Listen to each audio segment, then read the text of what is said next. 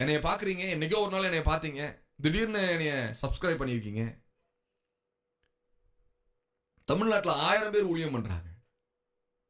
1000 ஊழியக்காரர்கள் இருக்கிற ஒரு ஜெருசலேமாக தமிழ்நாடு இருக்கிறது. அப்படி இருக்க என்னைய எப்படி நீங்க மீட் பண்ணீங்க? எது எனக்கு சப்ஸ்கிரிப்ஷனை உண்டு பண்ணுச்சு? அப்போ தேவனே உங்கள் இருதயத்தில் இவன் கூட சேர்ந்துக்கோ அப்படின்ற உங்கள்கிட்ட சொல்லியிருக்கிறார். இல்லாட்டி நீங்க டெலிட் பண்ணிட்டு போயிருப்பீங்க, பிளாக் பண்ணிட்டே போயிருப்பீங்க. இவனை பார்க்கவே கூடாதுன்னு சொல்லி நீங்க டிசிஷன் எடுத்து போயிருப்பீங்க. என் சத்தத்தை கேட்டாலே எனக்கு எரிச்சலா வருதுன்னு போயிருப்பீங்க இல்லையா? ஆனா என்னோட ஃப்ரீக்வன்சி உங்களோடு சமாதானத்தை பேசியிருக்கு.